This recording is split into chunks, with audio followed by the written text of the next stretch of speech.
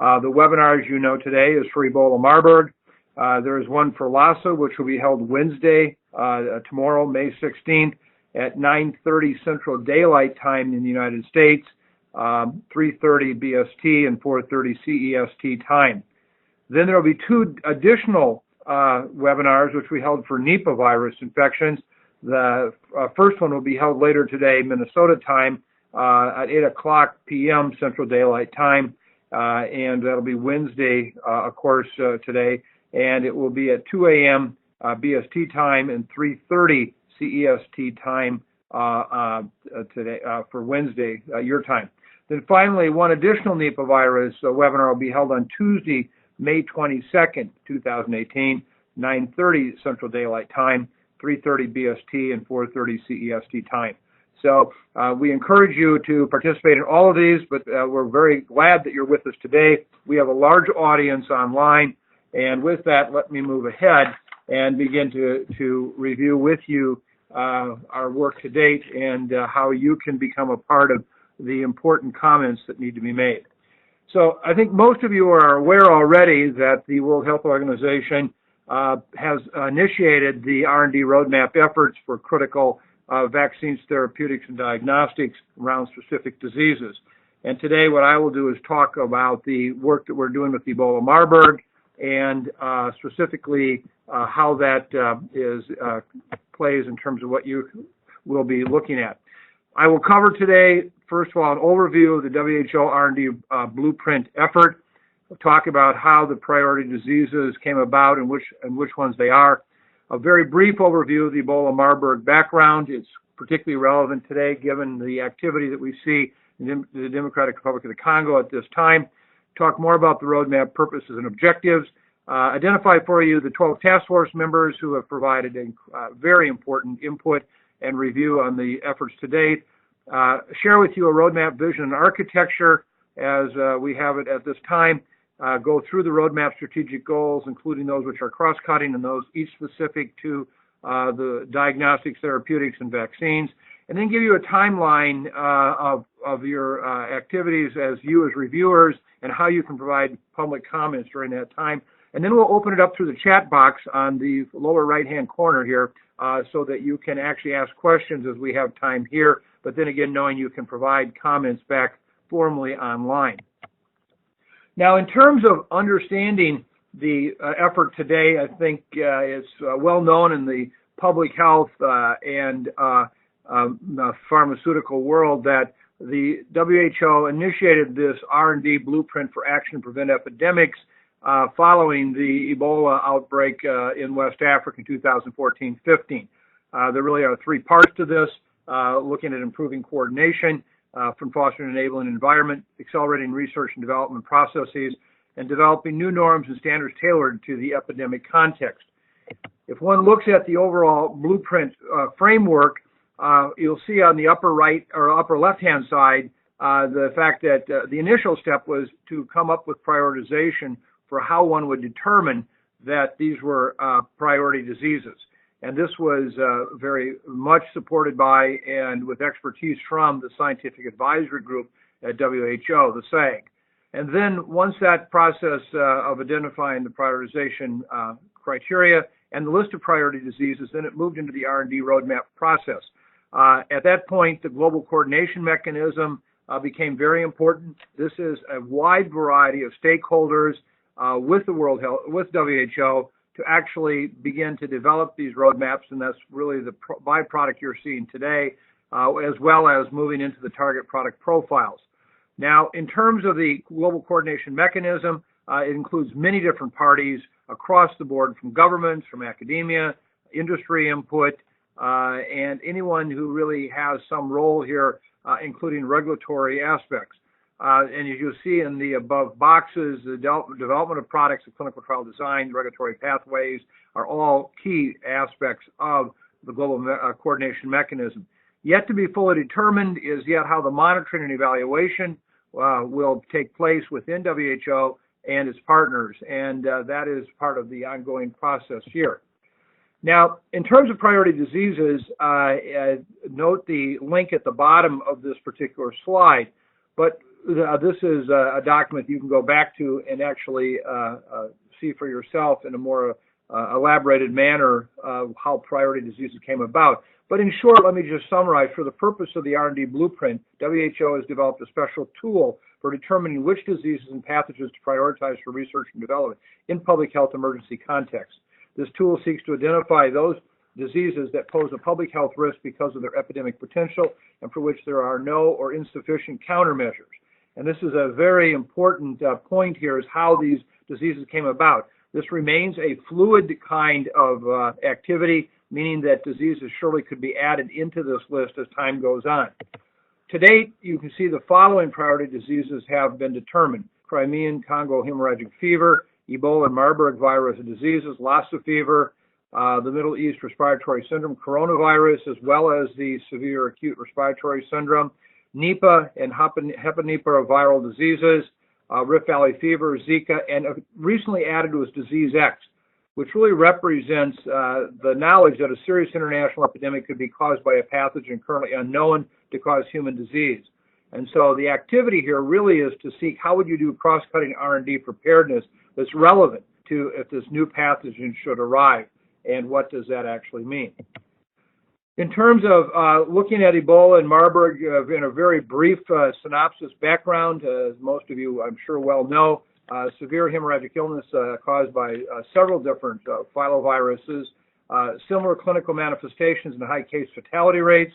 We know that we have a significant epidemic potential in regions of Africa. This clearly was brought home to us in the 2014-16 Ebola virus disease epidemic in West Africa.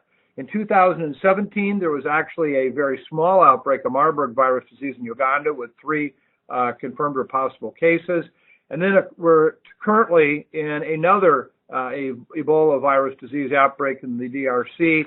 I'm sure all of you are aware of in the last week the activities there. As of this morning, there are 41 cases, of which 2 are confirmed, 17 are suspect, and 22 probable. There have been 19 deaths to date, and it includes 3 different health regions in the far northwestern part of the Democratic Republic of the Congo. The WHO is actively working along with its number of partners to bring this under control. Included in that activity is the use of the vaccine, what has often been called the Merck vaccine, that was demonstrated in the outbreak in 2014-16 in Guinea to show remarkable efficacy in that setting. So that is being currently deployed in the DRC.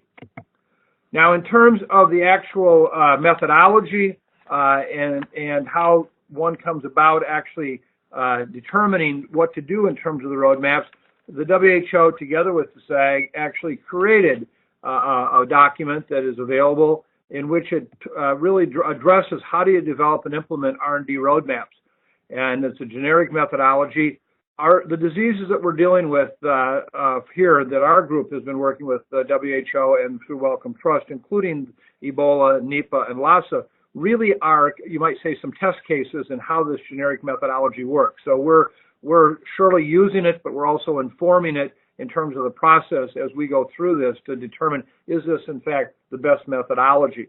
So this is a document that's very helpful, but it's one that's also growing, a kind of a living document as we move forward.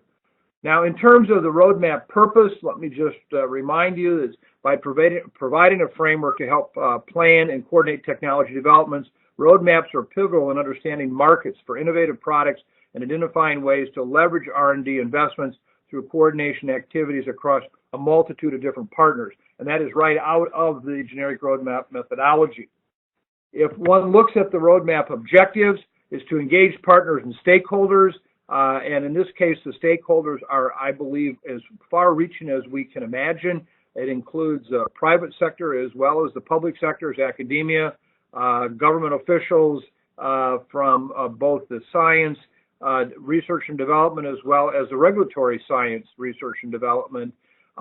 It's an effort to build consensus on goals and priority areas and activities, to identify critical steps, challenges, and barriers, and to promote implementation and coordination and development, coordination of research and development. We have been very fortunate to have been served by 12 Ebola-Marburg experts in this activity. This is the first slide showing the 8. These are names that are very familiar to many of you. The remaining 4 here, all again who have played key roles on the front lines of dealing with Ebola-Marburg outbreaks or working on the public policy aspects thereof. And these individuals met in a meeting that was held at the Wellcome Trust earlier this spring, along with a number of other subject matter experts to actually help further develop the draft roadmap that you have today. So this was one of the key pieces of the iterative process that we talked about. Now, in terms of the roadmap vision, what we have today is it's really robust medical countermeasures to detect, control, and prevent outbreaks of Ebola virus disease and Marburg virus disease that are available, affordable, and readily deployable when needed. Those are key words: available, affordable, and readily deployable when needed. We, number one, want rapid, accurate point-of-care diagnostics for Ebola-Marburg virus infection to inform treatment, outbreak detection, and clinical trials. We want safe and effective treatment and post-exposure prophylaxis to reduce morbidity and mortality from both diseases. And, of course, safe and effective vaccines to prevent these diseases and stop virus transmission in human populations. Now, in terms of the roadmap architecture, there really are 4 main sections: the cross-cutting topics, specifically going across all these areas, and then specifically within diagnostics, therapeutics, and vaccines. Let me share with you the overall strategic goal as it's laid out here in terms of this. So, in terms of the roadmap architecture, we are addressing primary challenges, key needs, and knowledge gaps. We then lay out the strategic goals across these different areas, and among the priority areas and activities include research, product development, key capacities, and policy and commercialization. I think it's very important to add in here the idea of commercialization, as we have come back time and time again to the combination of the research and development, but also what is the business model that allows these various products to be available. Now, in terms of the strategic goal, as again laid out in the roadmap methodology, strategic goals are the planned objectives that a roadmap task force aims to achieve over the period of the strategic plan, over the next year, 5 years, 10 years, whatever. Strategic goals determine the long-range direction of the research priority areas identified through a road mapping process. They should reflect a realistic assessment of the environment, strengths, weaknesses, opportunities, threats, and should be based on the stated vision. Let me share with you the cross-cutting topics for the strategic goals. There are 4 of these. First was to identify sources of funding and develop appropriate private sector incentives in a competition to promote R&D of Ebola-Marburg medical countermeasures. Number 2 is to conduct additional basic and preclinical research on Ebola-Marburg viruses to facilitate development of filoviruses medical countermeasures. Number 3 was to develop standardized and validated animal models to enable licensure of Ebola-Marburg medical countermeasures via non-traditional regulatory pathways. And the 4th cross-cutting topic area was develop comprehensive plans and protocols for rapid implementation of clinical trials and field studies of promising medical countermeasures during future filovirus outbreaks. I think we're obviously seeing some extension of that right now as we look at the activities in the DRC and the use of the yet unlicensed vaccine. Next, in terms of strategic goals for diagnostics, for which there are 3, one is to expedite the development and evaluation of rapid, inexpensive, and highly sensitive and specific diagnostic testing methodologies. Here we went with minimal requirements for biosafety precautions and staff training for point-of-care or decentralized healthcare facility use in Ebola-Marburg affected areas. So we understand the need to make these tests work in the environment for which they're most likely to be used. Number 2, strengthen laboratory infrastructure and capacity in affected areas to ensure rapid identification of suspect cases in outbreak and non-outbreak settings. And the 3rd strategic goal of diagnostics is to stimulate research into novel diagnostic testing approaches, including infectivity testing, prognostic biomarker analysis, and the development of alternatives to single Ebola-Marburg assays, such as broad testing panels, platforms, or multiplex assays for ongoing use between outbreaks. Then, in terms of therapeutics, again, which we have 3 strategic goals, to develop a robust preclinical drug development pipeline of potential therapeutic candidates with broad-spectrum activity against filovirus infection, relapse, post-Ebola syndrome, and viral persistence to expedite bridging studies in relevant animal models and clinical evaluation. So again, no one is at all satisfied or should be with just the current limited repertoire of drugs that we have. How do we enhance that? Number two is to complete preclinical and early-stage clinical studies of treatment and post-exposure prophylaxis approaches during inter-epidemic periods to facilitate the licensing and registration of safe and efficacious new agents and the prompt implementation of efficacy trials and post-marketing evaluations during future Ebola-Marburg outbreaks. And finally, the third, determine optimal strategies for supportive care of patients with both Ebola and Marburg disease. Then, in terms of vaccines, again, which we have three strategic goals: complete the evaluation of candidate Ebola and multivalent vaccines for safety, immunogenicity, correlates of protection, and duration of immunity to achieve licensure and registration of the vaccines for different indications. Number two, accelerate the development of safe and effective filovirus vaccines by integrating advanced R&D activities into the public health response to future outbreaks, as guided by the WHO R&D blueprint process for planning and conducting phase 3 trials of investigational products and other vaccines potentially approved through the non-traditional regulatory pathway. And the third and final goal for vaccines is to develop comprehensive plans for emergency use of Ebola-Marburg vaccines in future outbreaks. We have a number of key priorities for that, and they include clarifying public health and regulatory requirements to authorize and deploy unlicensed vaccines. Again, something we're witnessing at the very moment as we do this webinar in the DRC. To develop scenario-based reactive vaccination strategies specific to the needs and resources of the affected countries, to protecting healthcare and frontline workers and other vulnerable groups, scaling up manufacturing, managing stockpiles wherever they may be, and addressing issues regarding vaccine delivery such as shelf life and cold chaining requirements. Now, in terms of the overall process, the in-person roadmap consultation that I mentioned before was held in January at the Wellcome Trust. We had now the roadmap available for public comment, which you are actually aware of, and it's on the WHO website, and it's also part of this webinar. The webinar being held today is an attempt to reach out to every possible interested party who may have comment. We will take and incorporate all this feedback and create a final draft in June next month. We will continue to revise the documents with input from WHO and key partners through the early part of the summer, and then publish a final roadmap document in August and September, and begin the roadmap dissemination process in September. Now, in terms of the roadmap available online, I think you should be aware of that, but in fact, the current roadmap, which is a 17-page document, will be expanded substantially, I think, when we add in the critical path analysis, the schedule of resources, coordination, implementation, and milestones. These will all come out of this iterative input process that we're looking at today. If you go online to the WHO website, the link here, you'll actually see the R&D roadmap, the target product profile, and there's a comment form here for which you can submit comments by June 8th, so that we will have those. Every comment will be reviewed carefully and considered within the context of the furthering of the roadmap process. And with that, I want to thank you for participating today, and we are able to take questions. We have time for that.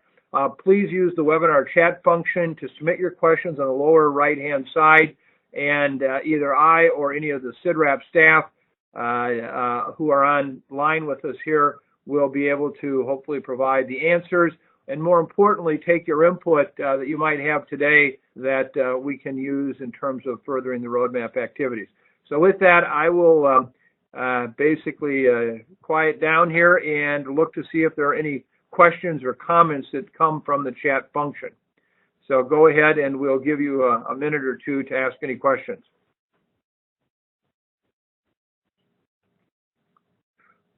First of all, let me comment while we're waiting if there are any questions. There are actually 56 attendees today from around the world, which is thank you all for participating in this activity. Well, I don't see any chat questions coming up.